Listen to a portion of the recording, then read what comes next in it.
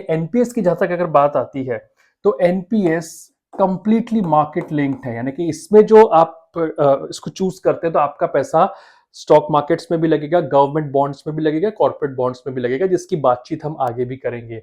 और साथ ही साथ जरूरी नहीं कि आप पूरा पैसा शेयर बाजार में लगाएं, आप चाहे तो पूरा गवर्नमेंट बॉन्ड्स में भी पैसा लगा सकते हैं। लेकिन यूपीएस की जब तक बात की जाए तो ये गारंटीड पेंशन है जिसमें आपको खुद कंट्रीब्यूट करना पड़ता है।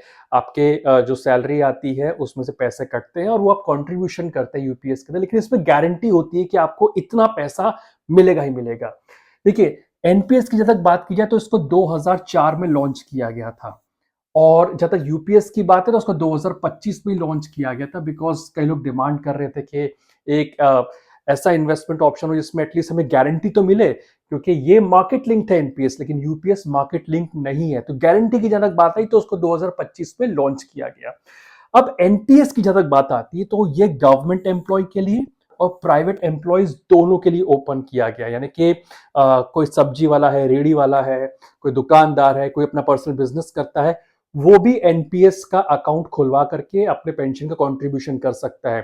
फर्क सिर्फ इतना है कि जो सरकारी लोग होंगे उनको गवर्नमेंट भी कंट्रीब्यूट करेगी और उनकी अपनी सैलरी से भी पैसे कटेंगे, लेकिन जो प्राइवेट लोग होते हैं, प्राइवेट एम्प्लॉयज जो होते हैं, जो आईटी सेक्टर हो गया, किसी भी सेक्टर में काम करते हैं, उनके अंदर जो है, जो कि अनऑर्गेनाइज सेक्टर की जहां तक हम बात करते हैं, तो या तो उनका एम्प्लॉयर कंट्रीब्यूशन करेगा या फिर वो अपने एक अपना जो खुद का इन्वेस्टमेंट करना चाहे वो कर सकते हैं, जो कि 60 साल के बाद उस कॉर्पस को वो निकाल सकते हैं।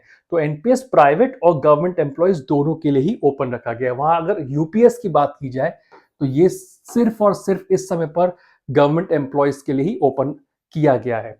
वहीं अगर एम्प्लॉय कंट्रीब्यूशन की बात करें, सबसे इंपॉर्टेंट यही आता है। अगर आप एनपीएस की बात करें तो मान लीजिए अगर आपकी जो बेसिक सैलरी प्लस डीए की अगर हम बात करें, तो अगर सपोज मान लीजिए 1 लाख रुपए, तो उसका 10% कॉन्ट्रीब्यूशन आपका एनपीएस में चला जाएगा। तो बेसिक सैलरी जो आपकी आती है, यानी कि सैलरी प्लस डीए, उसका 10% ये कंट्रीब्यूट होता है एनपीएस के अंदर। वही यूपीएस की अगर बात की जाए तो सेम चीज वही होती है, 10% of the basic salary plus DA वो कहीं ना कहीं कंट्रीब्यूट होता है यूपीएस के अंदर भी।